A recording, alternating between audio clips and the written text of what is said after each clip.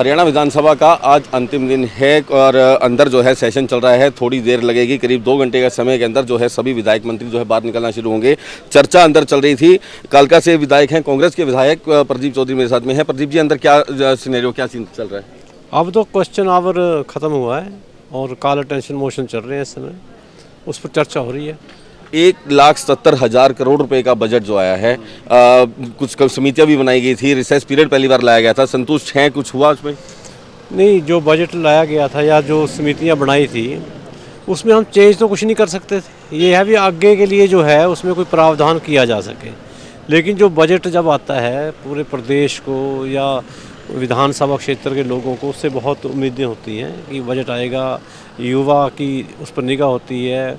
महंगाई वाली जो आज बहुत बड़ी परेशानी है उन लोगों की देखते हैं कुछ राहत मिलेगी ना। महंगाई और जो बेरोजगारी आज सबसे बड़ा मुद्दा है, वह कहीं ना कहीं इस बजट में कुछ नहीं दिया गया।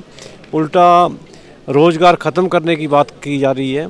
जो हमारे, अगर मैं कालका विधानसभा क्षेत्र की बात करूं तो हमारे यहाँ तो पहले ही एसी सीमेंट फैक्ट्री बंद कर दी और उसके बाद HMT फैक्ट्री बंद होने की ख़त्म ही हो चुकी है। जहाँ 7,000-8,000 लोग काम किया करते थे, वहाँ आज मात्र 130 वर्कर हैं। मैंने विधानसभा में भी कहा कि अगर आप रोज़गार देने की युवाओं को अगर चाहते हैं दिल से, तो हमारे क्षेत्र में 800 एकड़ भूमि के करीब आज भी HMT में पड़ी है। आज अगर कहीं इंडस्ट्री लगानी है तो किसान ज़मीन नहीं देते, बहुत हाहाकार मचता है। तो आपके पास तो ज़मीन पड़ी है, वहाँ बहुत बड़ी कोई इंडस्ट्री लगाएं। वहाँ करोड़ों रुपए की मशीनरी पड़ी है, कोई लोहा नया बन सकता है, बड़ा कोई स्पेयर पार्ट हब बन सकता है, लेकिन कहीं इस चीज़ पर सरकार ध्यान नहीं देती। आज सड़कों की हालत बड़ी खस्ता है। हमने कहा भी जब हम टोल टैक्स देते हैं और गाड़ियों का टैक्स, चाहे कार हो, चाहे ट्रैक्टर हो, चाहे कुछ भी हो, ट्रक हो, उनसे सुबह शुरू में ही टैक्स ले लिया जाता है, लेकिन आज रोडें उनको अच्छी चलने के लिए नहीं मिलती। स्टार्टिंग डेज में मैंने पूछा था जब बजट स्टार्ट हुआ था कि आपके एरिया की, आपके हल्के की समस्याएं क्या, वो समस्याएं क्या पटल पर आई, टेबल हुई, क्या उनका कोई समाधान निकला? समस्याएं मैंने अपने क्षेत्र की हर समस्या को रखने का हर संभव प्रयास किया। चाहे हमारे पिंजौर की सड़कों की बात हो, चाहे स्वास्थ्य से जुड़ी PHC CSC बनाने की बात हो, चाहे नई PSC खोलने की बात हो, चाहे हमारे पीने के पानी की बहुत बड़ी दिक्कत है, 7A धारा लगा के जिससे लोग बड़े परेशान हैं, उसको ख़त्म करने की बात हो। आज पीने का पानी, आज सर्दियों में 15-20 मिनट पानी मिलता था, आज लोगों को कई मोरनी में ऐसी जगह है कुओं से पानी पीने पर मजबूर है। तो कहीं स्टेडियम की बात आई, खेलों की बात आई, चाहे हमारे रैपरानी एरिया की बात थी, चाहे आवारा पशुओं की बात थी, मैंने हर समस्या को उठाने का प्रयास किया।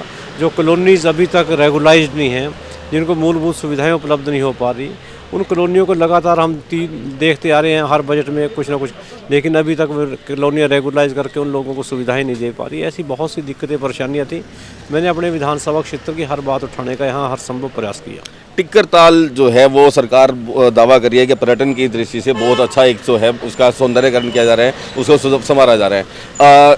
आप क्या मानते हैं कि वहाँ जो अभी मैं जो पूरा देख करके आया, वहाँ पर अभी किसी तरह का कोई काम जो है होता दिखाई नहीं दे रहा? आप उस एरिया से हल्के के विधायक हैं, आपकी नज़र में क्या है? टिक्कर ताल की सड़क को चौड़ा करने का जो सरकार ने एक वायदा कर रखा है, भी हम इसको पर्यटन के हिसाब से चौड़ा करेंगे, तो उसके कुछ सुनने में आया कि वह शुरू होने जा रहा है।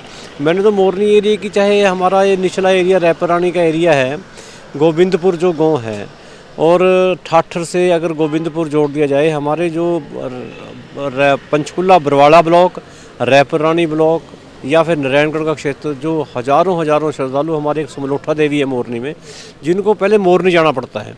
अगर यहाँ रैपरानी में गोविंदपुर से ठाठर जोड़ दिया जाए तो लोगों को 35-40 किलोमीटर का सफ़र तय होगा, लोगों को एक सुविधा मिलेगी। यह बात मैंने रखी थी और इस पर भी सरकार ने जवाब दिया कि हम फॉरेस्ट से ज़मीन बदलने का प्रयास कर रहे हैं, अभी फॉरेस्ट वालों को कहीं और दे दें ज़मीन, तो उस पर भी स्वीकृति तो इन्होंने करी है, लेकिन समय सीमा उस पर भी कोई तय नहीं की।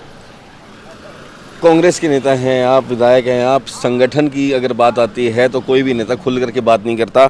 हाल फिलहाल में CLP बदलने की बात भी हो रही है, प्रदेश अध्यक्ष बदलने की मांग भी हो रही है। 5 राज्यों के चुनाव आए, उसमें जो है काफ़ी बुरी तरह से हार का मुंह देखना पड़ा। 49 में से 39 चुनाव हारना कांग्रेस पार्टी जो है ये नज़र में रखे हुए है, बहुत बड़ा एक जो है झटका कहीं ना कहीं।